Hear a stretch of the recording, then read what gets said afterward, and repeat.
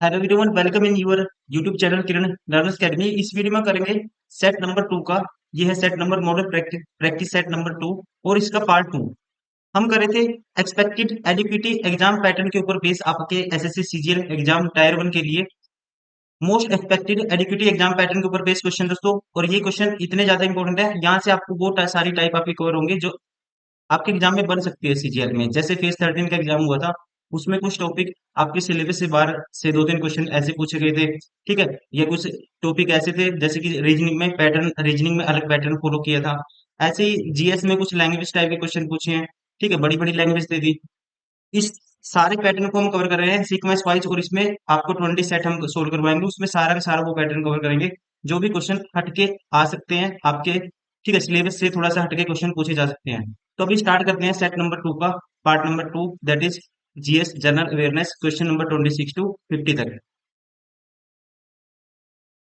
Question number 26, Megasthenes के मेगास्थनीज ने भारतीय समाज की जातियों का उनके व्यवसायों के अनुसार वर्णन किया। उनके द्वारा निम्नलिखित में से किस वर्ग का वर्णन किया गया था?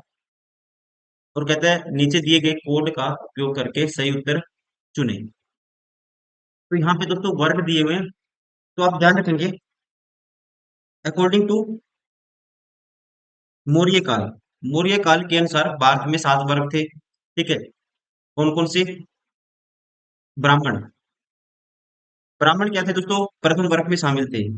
उसके बाद जो खेती करते थे, कृषक या खेतियार, ये आते थे दूसरे वर्ग में। उसके बाद तीसरी श्रेणी में आते थे चरवाहे और शिकारी थे। ठीक है, जो जंगलों में खानाबदोश जीवन जीते थे, वो आते थे तीसरी श्रेणी में। चौथी में आते थे कारीगर, और पांचवी में आते थे योद्धा, और छठी श्रेणी में आते थे अधीक्षक या अधिकारी कह सकते हैं। यहाँ पे जो राइट आंसर होगा उपयोग सभी, सारे के सारे शामिल थे। ठीक है, सभी दोस्तों इसमें से सारे के सारे शामिल थे। 7 वर्ग थे, 7 वर्ग में से ये तीन चार वर्ग दिए हुए हैं, 3 वर्ग दिए हुए हैं, दार्शनिक और कारीगर, चरवाहे और शिकारी। ऑर्डर इनका नहीं पूछा कि ऑर्डर में अरेंज करिए, ऐसे भी क्वेश्चन पूछ सकता है। ठीक है, तो आपको पता होना चाहिए 7 वर्ग थे जो मैंने अभी बताया था कि पहले में कौन से आते हैं, ब्राह्मण आते हैं। दूसरे में खेतियार, खेती करने वाले लोग। तीसरी श्रेणी में आते हैं चरवाहे शिकारी। ठीक है, चौथी में कारीगर, पांचवी में योद्धा, और छठी में अधीक्षक या कह सकते हैं अधिकारी। राइट आंसर होगा ऑप्शन 4।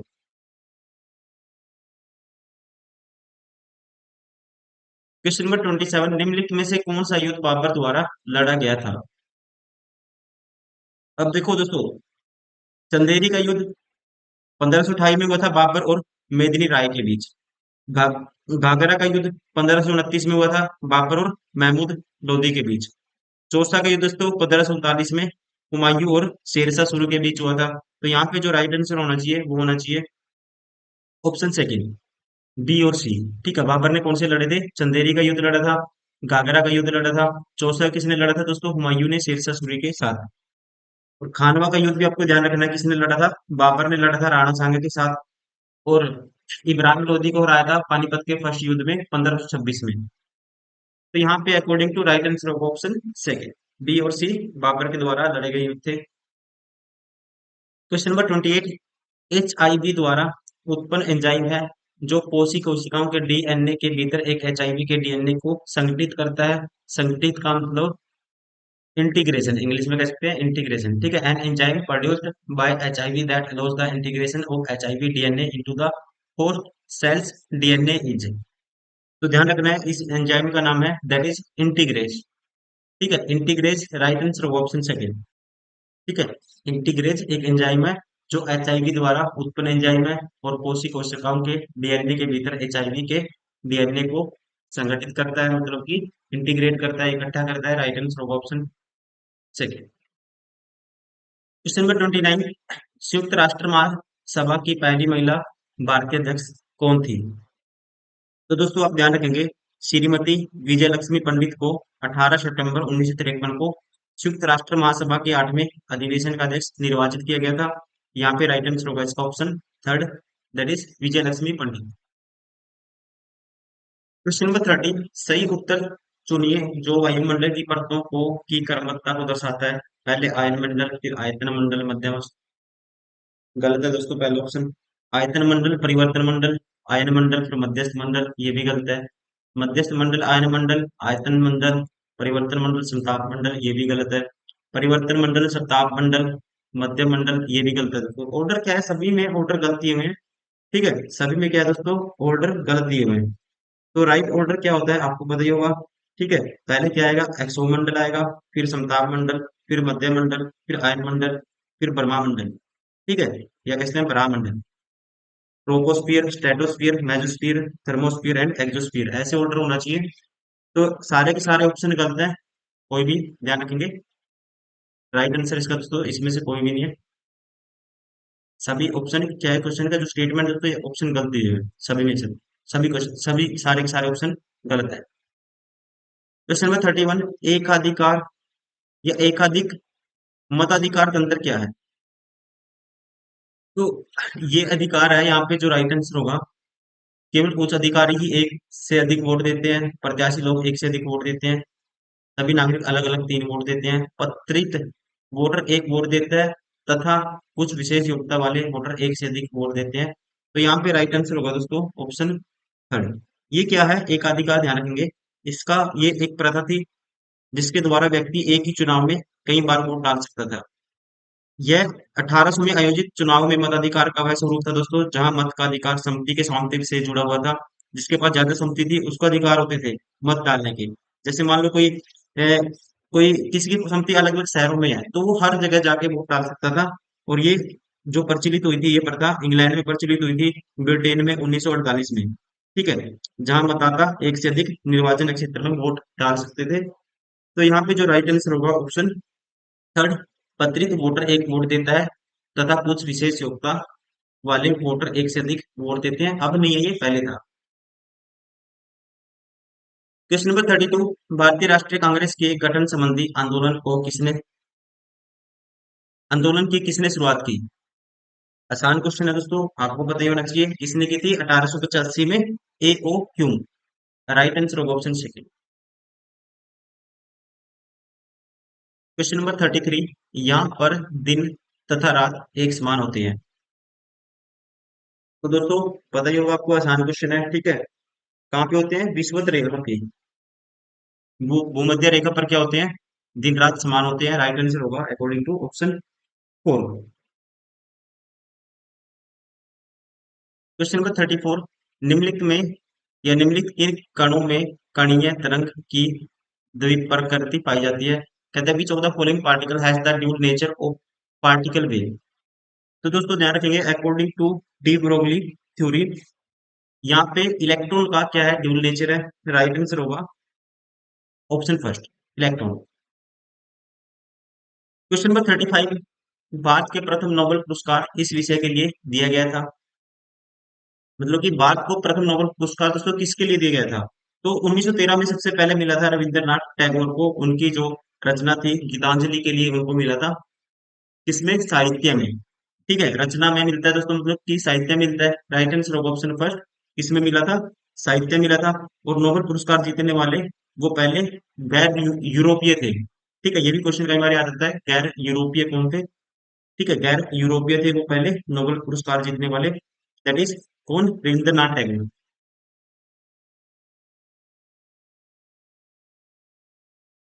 क्वेश्चन नंबर 36, आर्थिक लाभ अथवा सामान्य लाभ इस रूप में लगभग एक से है। तो आप ध्यान रखेंगे, सामान्य लाभ शुद्ध लाभ के समान है, जिसकी गणना कंपनी के कुल राजस्व में से कुल व्यय को घटाकर की जाती है। और यह रिप्रेजेंट करता है कि कंपनी ने एक निश्चित समय अवधि में कितना लाभ अर्जित किया है या कितना गवा दिया है। और सामान्य लाभ की स्थिति के उल्टा अकाउंटिंग प्रॉफिट, इसकी कंडीशन कब बनती है, जब सामान्य लागतों की तुलना में राजस्व अधिक होता है और उनका अंतर क्या होता है, शून्य के समान होता है। तो यहाँ पे हम कह सकते हैं राइट आंसर होगा ऑप्शन फोर, शुद्ध लाभ। ठीक है ना, सामान्य अर्थों, इसका निकल के आएगा सामान्य लाभ शुद्ध लाभ के समान है। राइट आंसर होगा option four. Question number 37, Alauddin Khilji को उसके बाजार सुधारों के लिए सबसे अधिक जाना जाता है। निम्नलिखित में से किस अधिकारी ने इन बाजारों पर अपनी स्वतंत्र रिपोर्ट सुल्तान को सौंपी?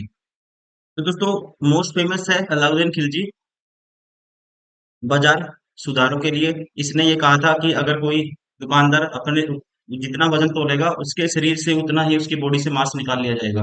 ठीक है, और यहाँ पे ध्यान रखेंगे आप, साना, साना कौन था? बाजार नियंत्रक था। ठीक है, मार्केट कंट्रोलर था और बरीद खुफिया अधिकारी था। और मुनैया, मुनैया था जी सुल्तान की गुप्त एजेंट था ये। इन्होंने बाजारों पर अपनी स्वतंत्र रिपोर्ट सुल्तान को सौंपी थी, अलाउद्दीन खिलजी को। राइट आंसर होगा यहाँ पे ऑप्शन फोर सभी आएगा, उपयोग सभी। क्वेश्चन नंबर 38, मताधिकार एक प्रकार से।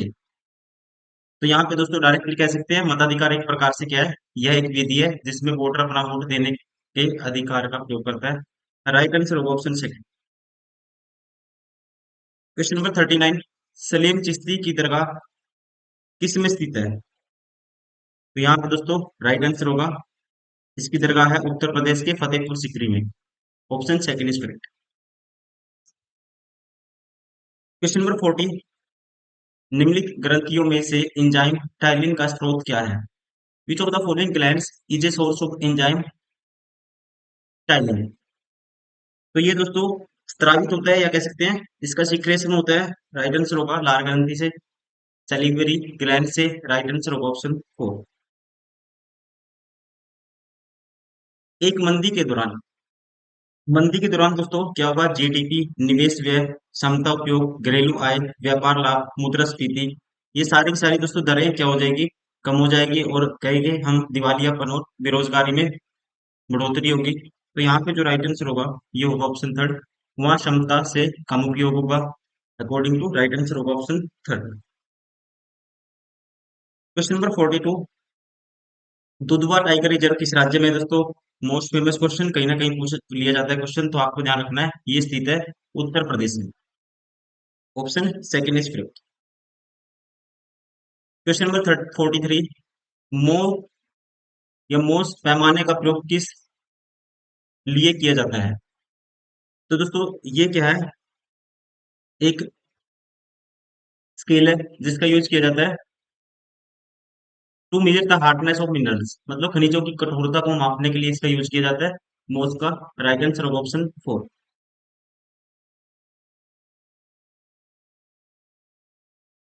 क्वेश्चन नंबर 44, यूनेस्को की state of the ocean report में समुद्री तापमान में वृद्धि पर शोध और डेटा में ज्ञान अंतराल पाया गया। निम्नलिखित में से कौन सा कथन सही है? यूनेस्को की महासागरीय स्थिति रिपोर्ट में समुद्री तापमान में वृद्धि पर शोध और डेटा में ज्ञान की कमी पाई गई, ये अपने आप में स्टेटमेंट करेक्ट है।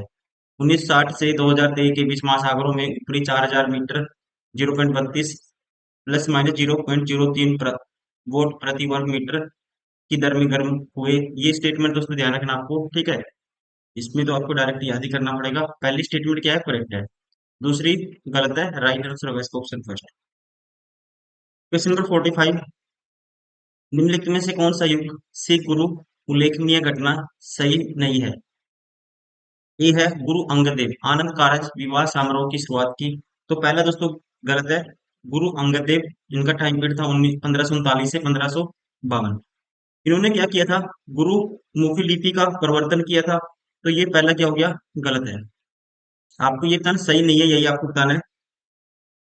बी, गुरु रामदास गुरुमुखी लिपि की शुरुआत की। दोस्तों गुरु लिपि का जो आविष्कार किया था ये किया था गुरु अंगद देव ने, ठीक है। और इसको इसका कह सकते हैं विकास और प्रचार किया था गुरु अंगद देव ने। तो ये गलत है। बी क्या है? गलत है। गुरु अर्जुन देव आदि ग्रंथ का संकलन किया, ये अपने आप में ठीक है। गलत बताना था, ए और बी गलत है। राइट आंसर होगा option first. Question number 46, PlayStation का आविष्कार किसने किया?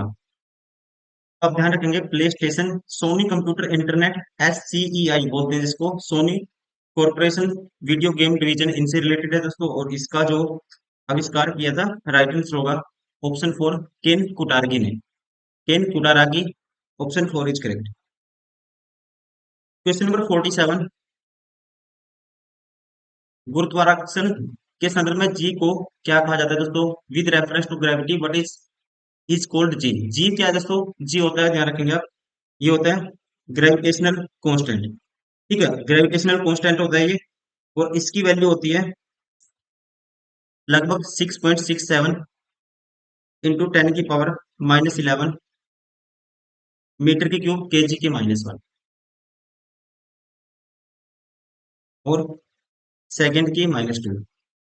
तो ये क्या है, ग्रेविटेशनल कांस्टेंट है, ध्यान रखना आपको फिजिक्स में, ट्वेल्थ में पहले चैप्टर में इसको डेमोन्स्ट्रेट किया जाता है वहां पे, that is gravitational constant. Question number 48, सूची 1 और सूची 2 को मिलान करते हुए नीचे दिए गए कोड का प्रयोग करके सही उत्तर का चयन कीजिए। की में 2024 काबिल पुरस्कार इसका आएगा, पहले का आएगा। तीसरा, ध्यान रखना आपको, हार्वर्ड विश्वविद्यालय के डेविड चारबोन्यो, कि किसको मिला है दोस्तों, हार्वर्ड विश्वविद्यालय के डेविड चारबोन्यो को। और उसके बाद तंत्रिका विज्ञान 2024 काबिल पुरस्कार, तो इसका आएगा MIT की नैन्सी कन्विसर को। उसके बाद नैनो विज्ञान में 2024 काबिल पुरस्कार, इसका आएगा नॉर्थन वेस्टर्न विश्वविद्यालय के चार्ड मिर्किन को।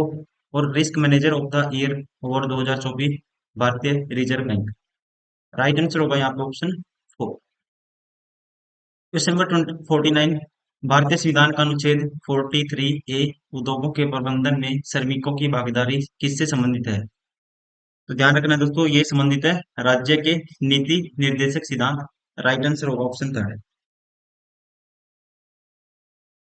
Question number 50, the oath of the Vayuputras Shiva trilogy का लेखक कौन है? दोस्तों ये क्या है, एक उपन्यास है जिसको 2013 में प्रकाशित किया गया था, और इसके जो राइटर हैं, राइट आंसर होगा ऑप्शन फर्स्ट, अमित अमीश त्रिपाठी। ठीक है, किसका उपन्यास है ये, अमीश त्रिपाठी का। राइट आंसर होगा ऑप्शन फर्स्ट।